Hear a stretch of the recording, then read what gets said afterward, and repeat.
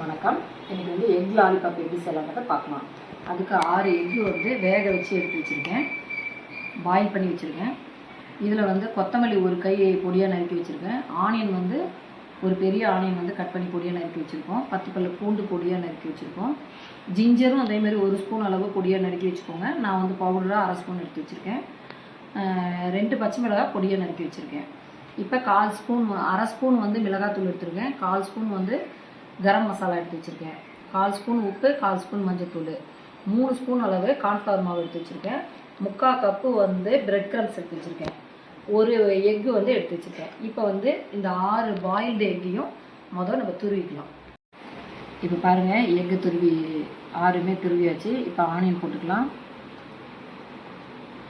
Garlic போட்டுக்கலாம், பூண்டு, இஞ்சி பவுடரு, இஞ்சி, மிளகாய், பச்சை மிளகாய், கொத்தமல்லி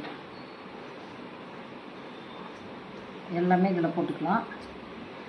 நெக்ஸ்ட்டு கரம் மசாலா, மிளகாத்தூள், சால்ட்டு, மஞ்சள், டர்மரிக், அப்புறம் கார்ன்ஃப்ளவர் மாவு எல்லாம் போட்டு ஒன்றா மிக்ஸ் பண்ணிக்கலாம். இது எல்லாமே மிக்ஸ் பண்ணிவிட்டு காமிக்கிறேன். பாருங்கள், நல்லா பிசைஞ்சாச்சு. இந்த மாதிரி நம்ம உருண்டை பிடிச்சிட்டு எல்லாமே காமிக்கிறேன். பாருங்கள், கடாயில் ஆயில் ஊற்றியாச்சு, சூடாகிடுச்சு. இப்போ வந்து ஒரு முட்டையை உடச்சி ஊற்றியாச்சு, அதை நல்லா அடிச்சுக்கிட்டாச்சு. இப்போ அதில் வந்து கோட்டிங் பண்ணிவிட்டு அப்படியே பிரெட் க்ரம்ஸில் நம்ம கோட்டிங் பண்ணிவிட்டு ஆயிலில் போட்டு பொரிக்க வேண்டியதுதான்.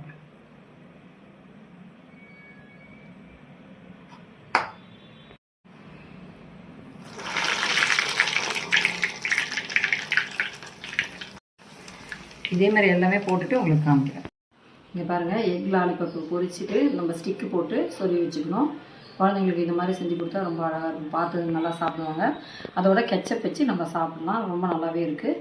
இதே போல் நீங்களும் செஞ்சு பார்த்துட்டு எப்படி வந்ததுன்னு கமெண்ட்டில் சொல்லுங்கள்.